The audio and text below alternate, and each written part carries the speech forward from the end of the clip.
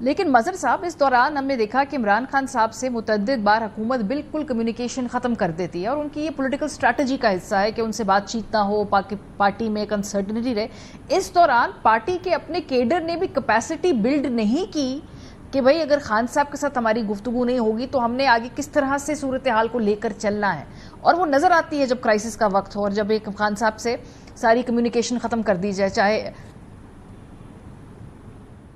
دیکھیے ماریا، اس ساری سچویشن کے ذمہ دار خود خان صاحب ہیں، اور اس کی سب سے بڑی وجہ یہ ہے کہ اگر خان صاحب کسی ایک فرد کو، چاہے وہ علیمہ خان ہوں یا بیرسٹر گوہر ہوں یا سلمان اکرم راجہ ہوں یا ایکس وائی زیڈ کوئی بھی ہو، آپ کہیں کہ اس کے علاوہ کوئی بھی میرے حوالے سے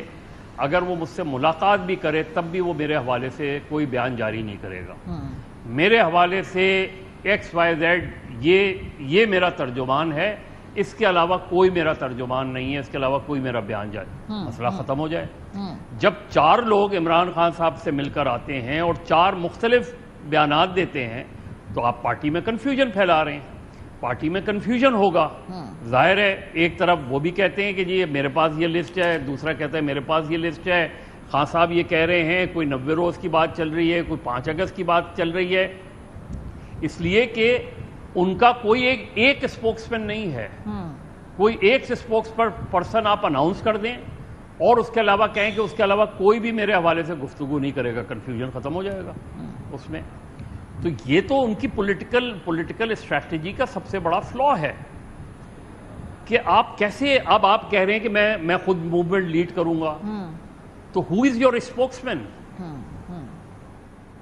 آپ وہاں سے تو اناؤنسمنٹ نہیں کریں گے نا، کوئی نہ کوئی آپ کے بہاف پہ آ کے بولے گا نا، وہ کون ہوگا؟ علیمہ خان ہوں گی، بیرسٹر سیف ہوں گے، علی امین گنڈا پور ہوں گے، یا بیرسٹر گوہر ہوں گے، کون ہوگا؟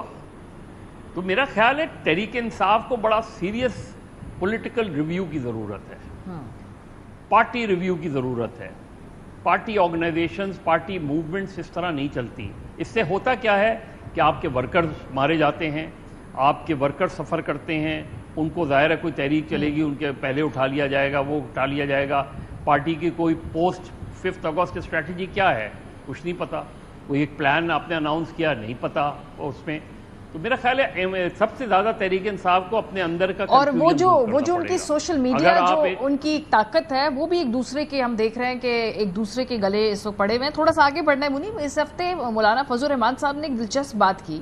انہوں نے کہا جی کہ ایک آئینی ترمیم کی ضرورت ہے اس وقت، وہ خاص طور پہ فاٹا کے معاملات کے حوالے سے بات یہ کر رہے تھے، لیکن ساتھ ساتھ کیا یہ جو سن گن ہے کہ کوئی 27ویں آئینی ترمیم آ سکتی ہے، آ رہی ہے، اس کی ضرورت محسوس کی جا رہی ہے مستقبل قریب میں، کیا یہ درست ہے؟ کیا ایسا کوئی کنسیڈریشن ہے طاقتور حلقوں کے سامنے؟ دیکھیے، جو کچھ کسر باقی رہ گئی تھی، یا جو جسے عام کہا جاتا ہے تشنگی تھی، وہ تو دیکھیے دور کی جائے گی۔ اب تو اس وقت وہ جو جس طرح برسائے گئے ہیں، جیسے شاید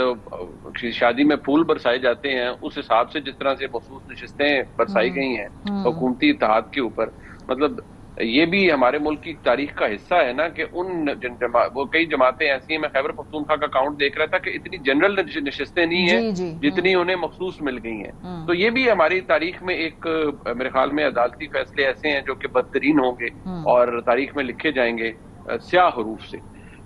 جو یہ فیصلہ ہوا ہے۔ اور یہ بھی دیکھیے نا کہ پچھلے سال 12 جولائی کو فیصلہ آتا ہے، وہ پورا 10-11 مہینے امپلیمنٹ نہیں ہوتا، ٹھیک ہے اس میں بھی بہت سکم تھے میں مانتا ہوں، لیکن 39-41 کا فرق تو تھا، اس دفعہ تو ہر چیز ہی صفا چٹ ہو گئی۔